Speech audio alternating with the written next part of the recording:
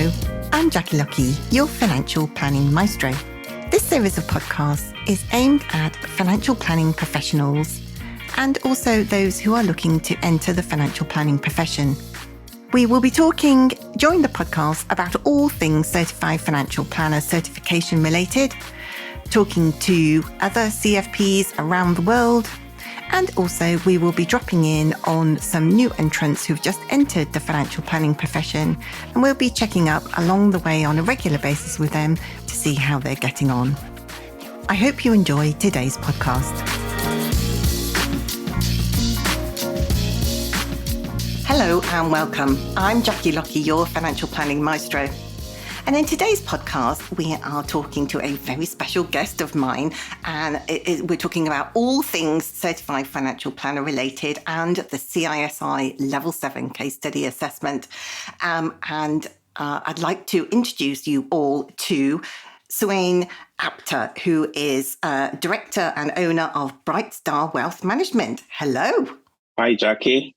Thank you for having me on your podcast. Well, thank you very much for joining me. And we have quite a lot to get through today and lots of tips I know that you've got in your pocket there to share with everybody about your journey to become a certified financial planner. But before we get into all of that, just give us a little potted, quick whirlwind history of how you got into the financial planning profession, please.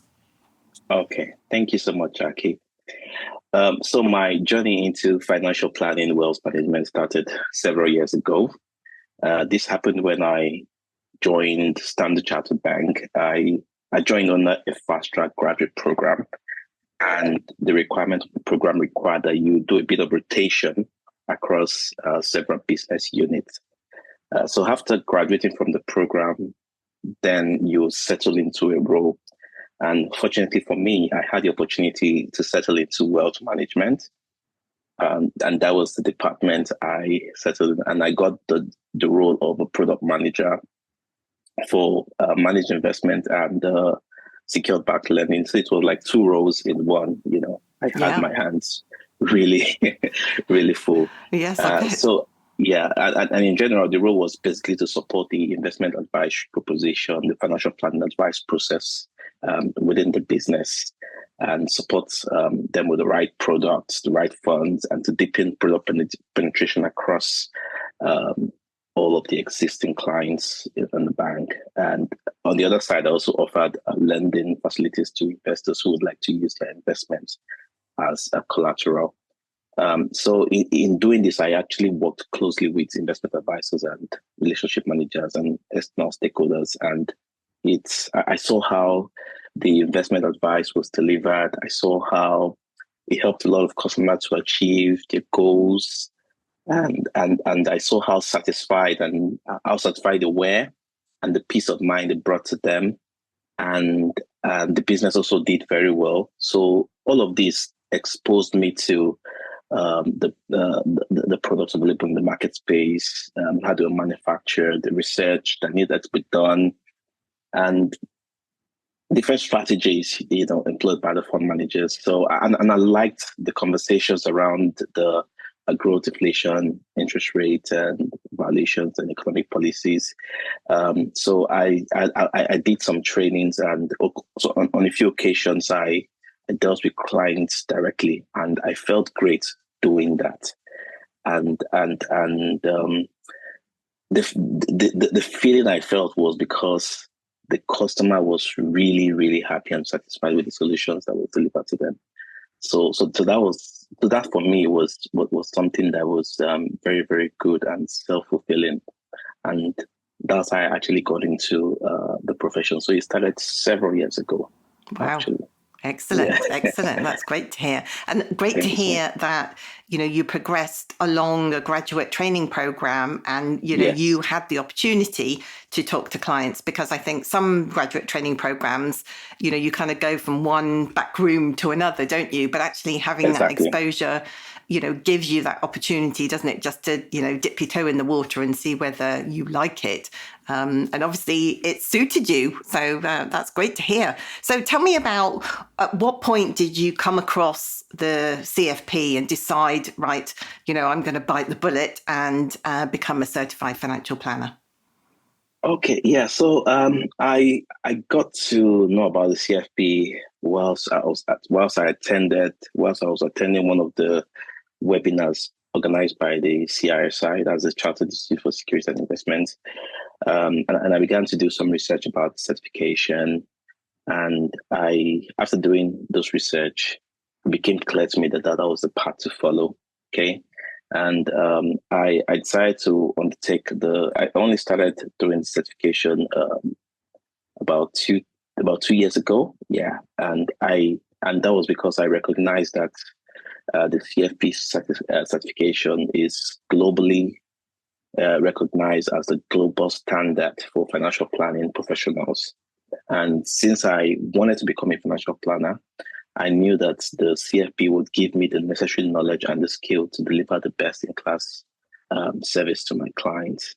And I also found out that that's from speaking to other CFPs and also listening to them on several forums. I discovered that it distinguishes you as a thoroughbred professional.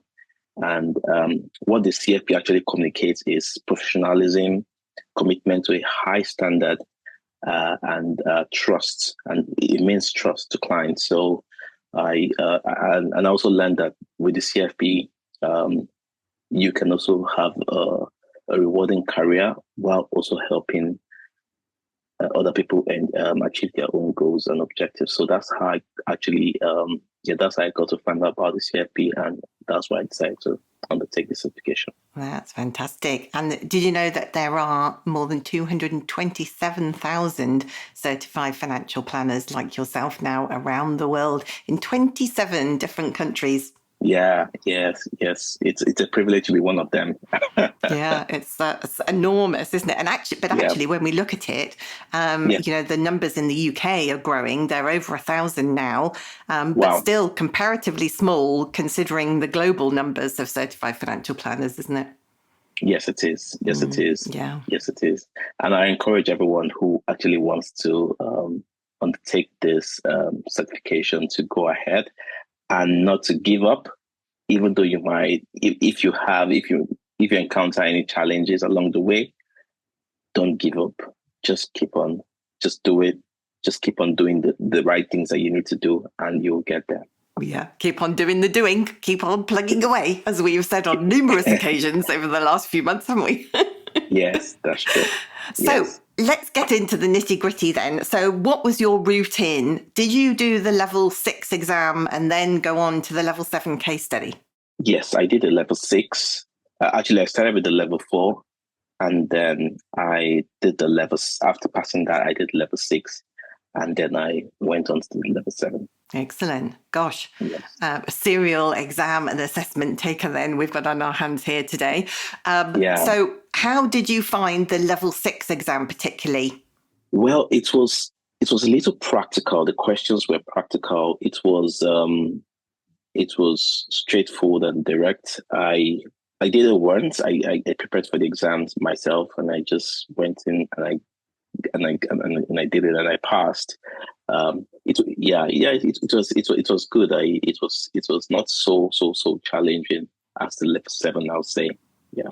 Excellent. Right. So yes. So then did you go straight on and obtain the level 7 case study and kind of dive straight into it, or did you have a little break between finding out that you passed the exam and then taking up the level 7 case study?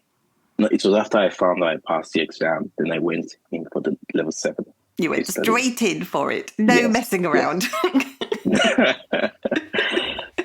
So you bought your level 7 case study. Tell us a little bit about what your experience was like. First of all, talk about how you approached your particular case study. What was your time management like, and what was your kind of overall approach to start with? Well, I would say, and to be very honest with you, it was tough. Level 7 was tough, and it was stretching for me because, I mean, if you think about the requirements, you have to write a maximum of 60 pages and invest up to 200 hours, right, into the case study and demonstrate that you have an understanding into, you understand all of the assessment standards and criteria. And I think what made it difficult for me initially was the fact that when I was doing it, I was not an advisory role, right? So I was a contractual consultant working in the financial crime area in financial services. And it was not so easy balancing work and writing the case study. So in order to make my life easy, what I did was, of course, I tried to read through the case study, try to understand what it was talking about, and I realized that I needed help. So I began researching on how to get around the case study, who to go to for training, and I came across your firm, and I registered for the course. And the first thing I did after registering for the course was to go through the entire coursework.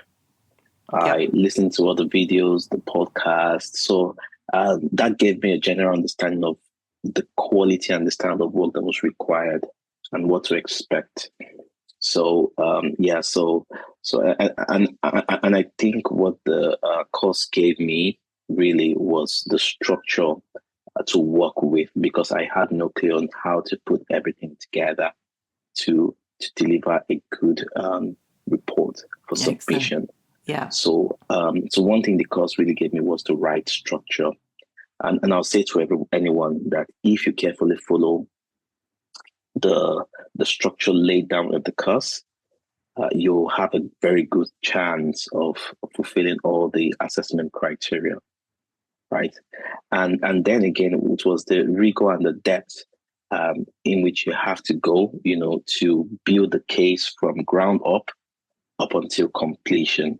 And of course, the one-to-one counseling session, I think I had about 2 or 3 counseling sessions with you, and that provided me the opportunity to ask questions. And I also signed up to the CISI mentorship program. And I had a mentor at Adrian Kidd, and he encouraged me to carry on my work. He shared his experience with me, all that he had to go through to get it done. And that gave me the motivation to go all out, to even if working even till the very late night, just to get everything together. So I think for me, I think the game changer was when I came across your course and decided to register for it. Fantastic. That's great to hear. And it was really helpful. Excellent. Thank you for that, Suin. That's very kind of you to say so. So let's talk about where there, along the way, once you had that structure in place, were there particular stumbling blocks where you just thought, yikes, I need to take a bit more time here, or this is new to me? Well, for me, it was the estate planning session. And I recall when I had those one-to-one sessions with you, and I raised the challenges I had, because I was like, Jackie, how do I just put all of this together? How do I just piece them together? And I remember that you gave me some guidance. Okay, I think this is how you approach it, and I was silly not to follow through, and I paid dearly for it. Actually, you paid. Oh, yeah, dear. I paid dearly for it. So, but I had another opportunity, and of course, with the CFP certification, you have, I think, 3 opportunities to make a submission. So I had another opportunity, and I had this session with Jen, because you could see from the expression on my face that this time around I was really, really serious about it. So so you gave me the same guardians, right? And I said this time I was going to do it, and I think I was wise enough to follow through. And and lastly, I think I also met a mentor as well, who also more like told me who told me to consider all the available options and explain why this might not be a good fit for the customer, and pretty much just justify all the things I was meant to do to ensure that I considered all of the options that I was recommending to the customer. And that also aligned with what you told us in the coursework, right? So I knew this time around that I was armed with the right approach, the right formula, and I knew what to do. And I was just going to go out to fully put all of the information out there and justify the reason why I've chosen certain recommendations for the customer. Yeah, and I think that was the game changer for me in the second attempt, and I was glad when the result came out. It was a good pass. Yeah, that's fantastic. Well, congratulations again. Thank you so I'm much. very proud of all the hard work that you've put in along the way. And like you say, your determination, it was written all over your face every time we met. Absolute 100% determination to keep going and get this done and become a certified financial planner. So well done on having that determination. And I think it's really interesting that you mentioned there about the estate planning section. And I think we've had the conversation before about the estate planning section being the most commonly failed section of the assessment that I've seen, certainly in the last 12 months. And partly I think is because it's because part of it is because people run out of steam, because that's commonly the last section that we're dealing with. And by the time you've got that far, you've spent the majority of your hours, you're absolutely sick of the clients. You just want to chuck the case study in the bin. And you just kind of feel a bit overwhelmed. You're kind of running out of steam, and it's easier to make a mistake when you're in those final throes of putting that last bit together. But I think also the other component part is the bit that you mentioned, about how to put it together and how not to jump to conclusions about making those recommendations.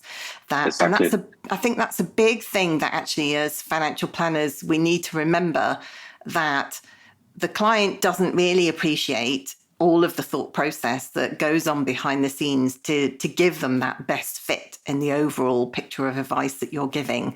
And actually, potentially from a legal perspective, it's actually good to kind of check ourselves at the door and say, now, hang on a minute, I'm not going to demonstrate what my fantastic technical knowledge is. This is about using my technical knowledge and applying it to give my client the best advice. And if the best advice is the simplest advice, then so be it. And that's where considering those different strategies comes in, and the advice that your mentor gave you. And I think we do have a tendency in this profession to kind of skip ahead and just kind of go, oh, yes. I know what the various strategies are, but I'm just going to tell the client what the solution is. So do you think that looking back, those kind of principles of things that you've learned will actually help you moving forward in your, in your new business? Yes, definitely. It has to be all about the client, right? At the end of the day, because the client has to be put at the center of everything, and it has to be put first. And you have to ensure that you're delivering the right outcome for the client. So it's not really about what you think is right, but it's about ensuring that you understand the client's situation, ensure that you understand what the client is trying to achieve, and then you use all the knowledge and skill you've got to help the client to achieve that goal and that objective for the client. And that's I think what it should be. Yeah. And that takes time sometimes, doesn't it? Did you find yourself during the coursework kind of pondering and going away, making a cup of tea, or some of the people have reported getting so frustrated they've kind of opened the back door, had a good scream, slammed the back door and come back to it? Did you go through a kind of range of emotions while you were going through the case study? Yes, I did. I did. Of course, because it's something that takes you 200 hours, right, to put together. It's not a walkover, isn't it? And I think, Jackie, I think the course is designed to be tough. I don't know if you agree with me. It's designed to be tough and tricky. When you go through the process, it sort of like brings out the the best in you, though the frustrations are there, the late nights are there, and I had to go through all of those. Sometimes, I think on one or two occasions, I found myself, waking up at night and then, seeing how can I put one or two things together. And I think one of the things that he does is that it also challenges you to think through the entire process.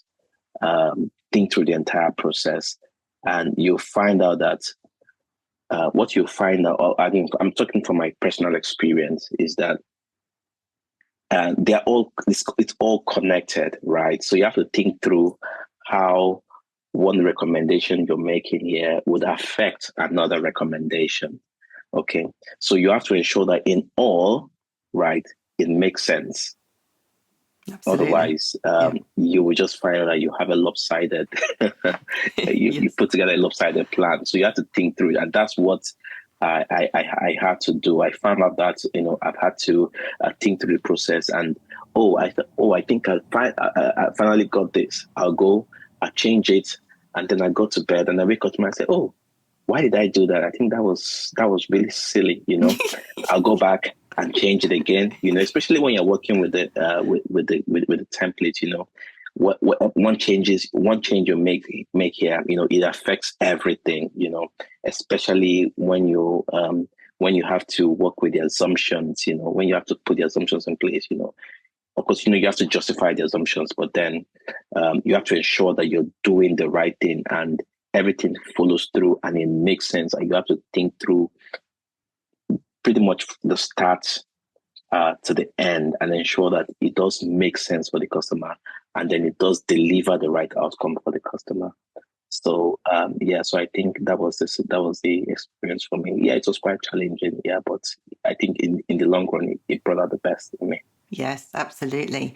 And I think that you are 100% not alone in waking up in the middle of the night and thinking, oh no, I've done something wrong, and then having to go back and change it, and then going, oh no, maybe I shouldn't, kind of second guessing yourself when you get to a point, don't you?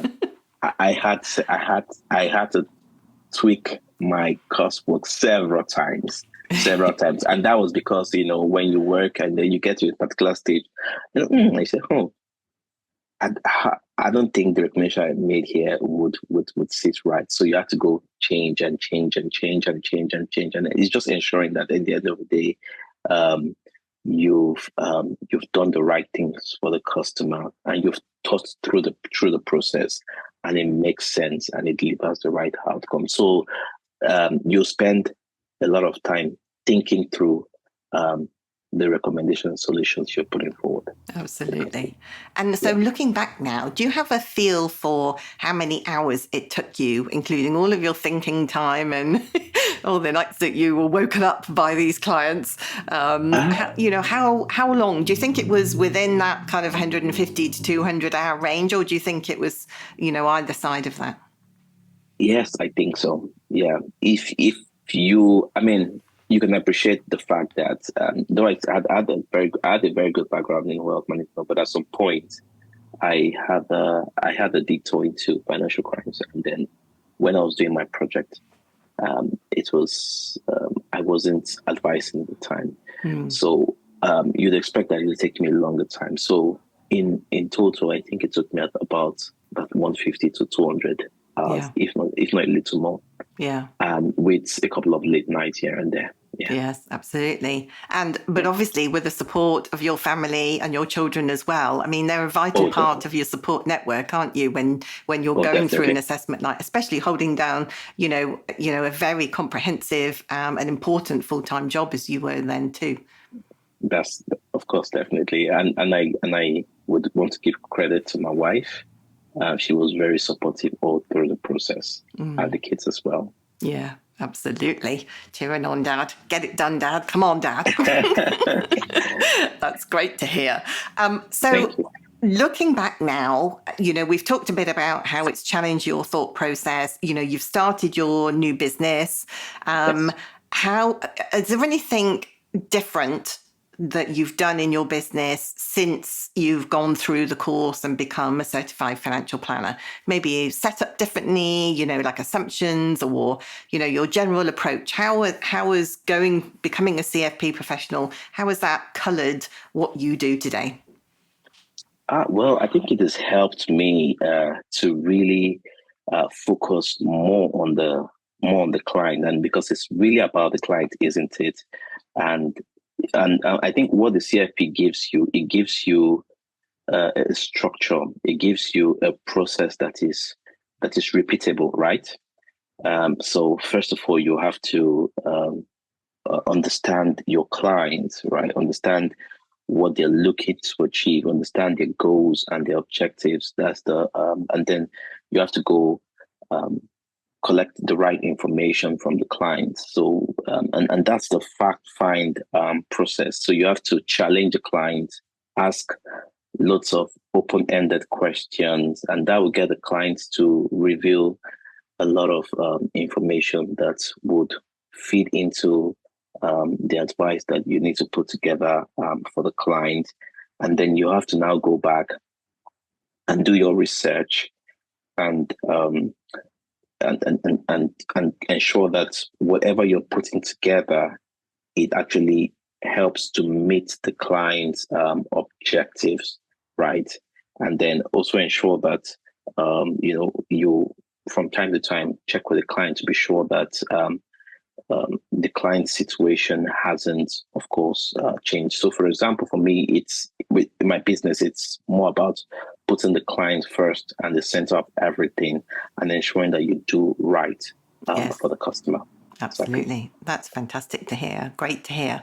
And congratulations on that, big step, starting your own business, your own financial planning, wealth management business, isn't it? Yeah. Thank you so much. So, Seun, we're nearly at the end of our interview today, and I just wanted to ask you what advice that you have for all of those people who are out there listening to you discuss about your journey to become a CFP professional. What advice do you have to those people who are thinking about starting their journey or maybe are just, dipping their toe in the water at the very start of the process? I'll say, do not give up, right? If I can do it, then you can also. So I'll say, do not give up.